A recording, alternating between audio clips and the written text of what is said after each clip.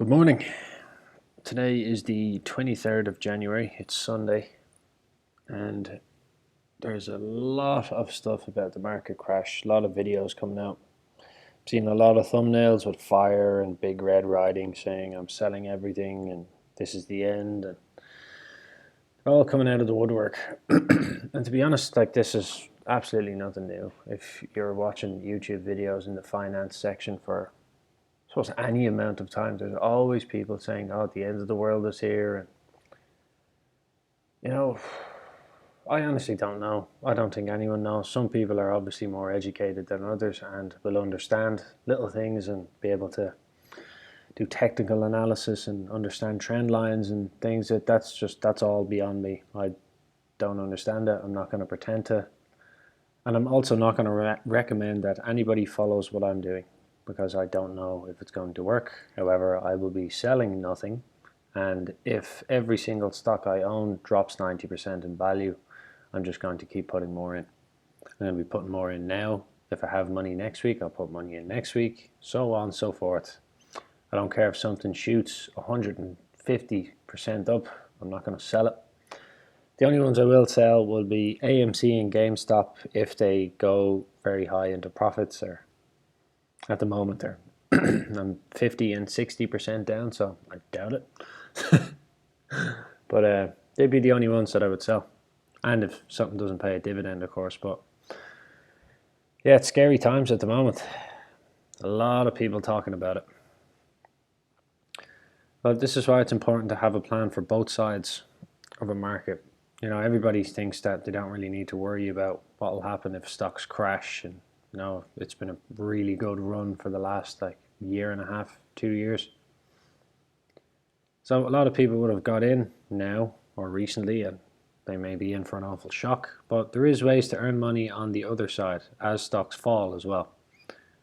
Shorting is one, which is extremely risky, but you can also buy something called puts, where you're betting on a stock price to fall. I don't understand it, so I'm not going to try and explain it, but there's ways to make money on both sides.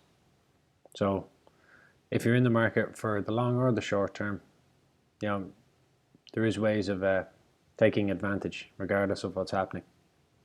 But my own personal way of doing it is just, I'm going to keep on investing whatever I have. So I've put loads of orders in. I deposited, I think, €120 over the last 24 hours.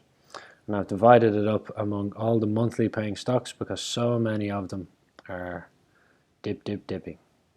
Lots of them. Pretty soon it's probably going to be all of them dipping, but we'll see. So I've put €33 into Orchid Island Capital. That's just €2 into Great Elm Group. That has €2 waiting to go in as well, or I think €4. So go into communications, but that could take weeks. Very slow one. Oh yeah, Swedish Match. I've put in an order to sell because I've only got €1 in it. It's only down 13 cents. But this trading with this instrument has been limited to close only due to amendments to the Exchange Act Rule 15C2-11. And this could be years, and I can't buy anymore until this is fixed. So I'm just going to sell it out and leave it, because I'll end up with a €1 position for, it could be years. It'll really annoy me. Next is Gold Resource. Oh, there's nothing in there. It's just waiting to be put into the pie. Global Water Resources, €30. That's a renewable stock, I think. Yeah, just €2. Dynex Capital, €20. Douglas Elliman. Oh, there's already one in, so I'll take that €2 out. Yeah, I'm just putting €2 in to get it off this 65-cent position. Yeah, so I'll put that €2 in somewhere else. American Financial TRS, €30. And AG&C, €10. See, I'll throw the €2 into whoever is the lowest. And then, then I'll jump into the weekly summary. That's the best ones. Yeah, if, just even looking at this, if you're in the market for the next 40 or 50 years, with the intention of every penny that you put in here, you're not going to touch it for that long, which is what I'm doing. Then seeing this 75, this could fall down into the red. And I've only got, well, €4 in it, and it's gone up €3, so I'm not going to mind that much. But if you're much more concentrated, like your money is in, say, 10 stocks or 20 stocks, and this kind of thing is happening, you may want to have a different plan than mine. And I'm not going to recommend any particular one because my advice would be worthless. But you need to have a strategy for both sides of a market, because it's completely natural that they fall if they've been rising for quite a while.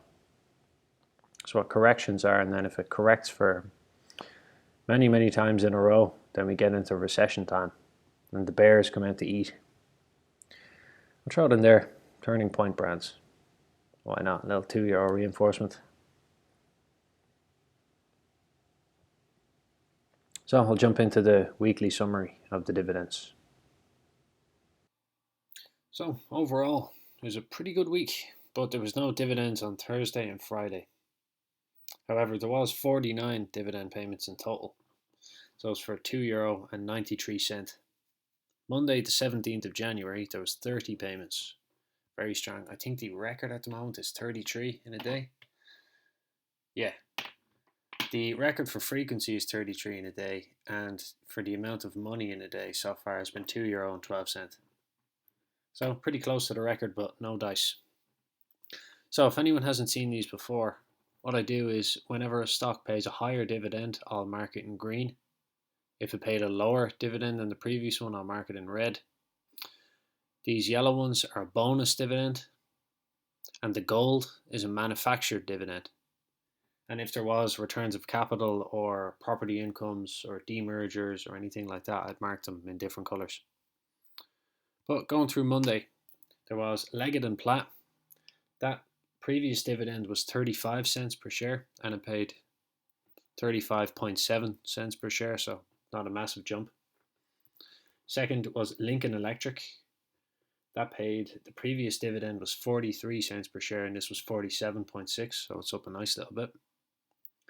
This was Lennox International, and it either hasn't changed or it was the first dividend I've received from them.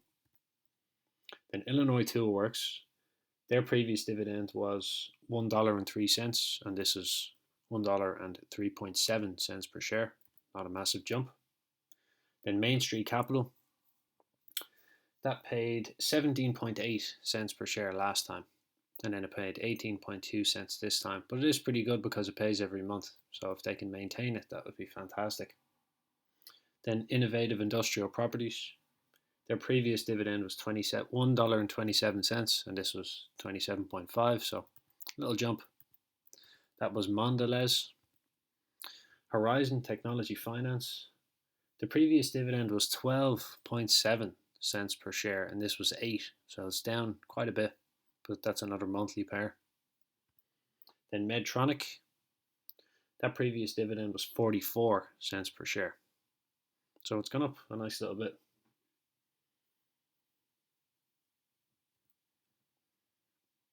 Then Flowserve, that paid 17, that's the same. Evraz pays twice a year, and the previous interim payment that I received, or it could be the final one, but the 2 dividend payments for a semi-annual paying, one is called the interim and the second is called the final. So this was probably the final one, but it was 14.43 pence per share, so up a little bit.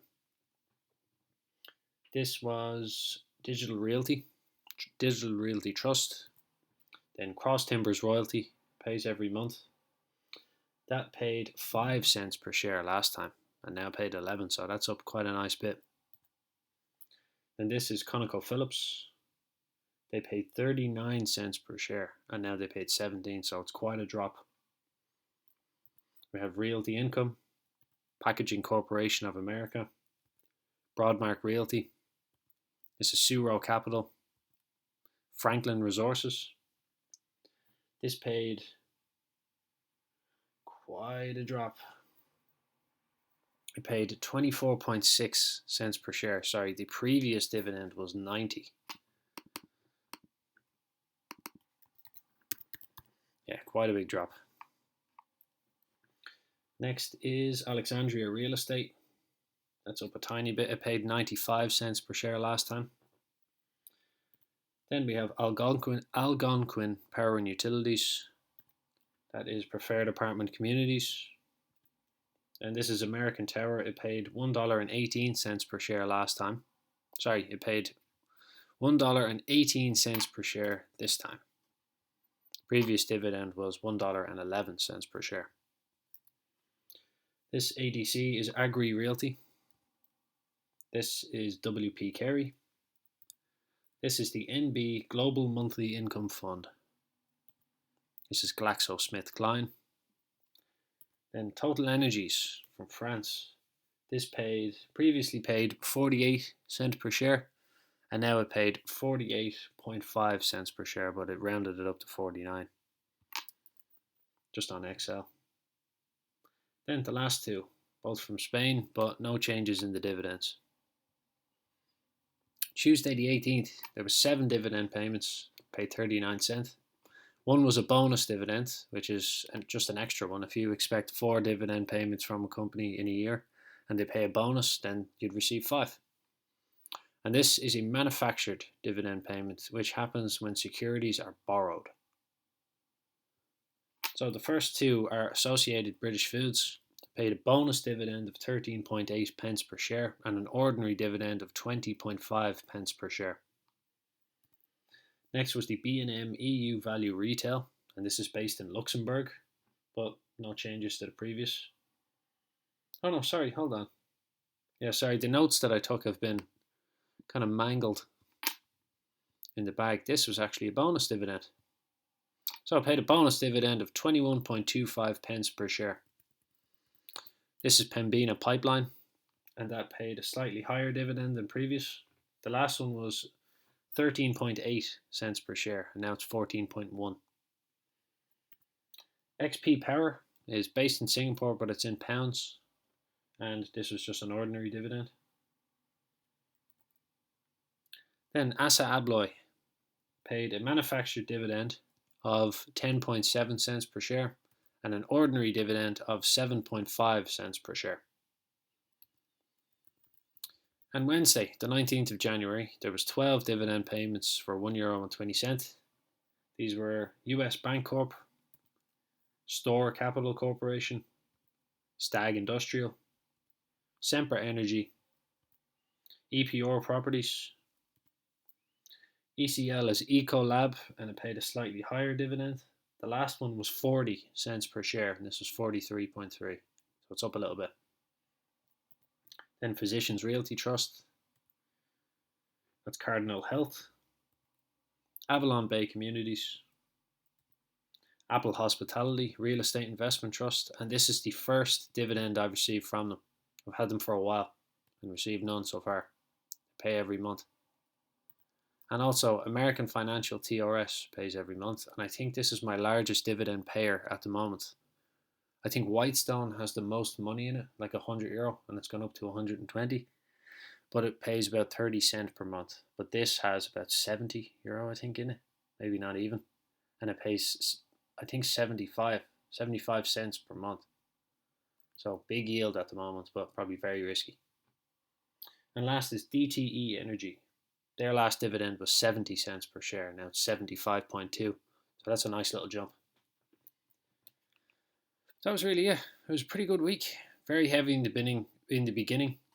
But Thursday and Friday was very quiet. There was nothing. But there was quite a lot of dividends were higher than the last ones. And also 2 bonus dividends. You can never complain. Only 3 companies paid a smaller dividend than the previous one.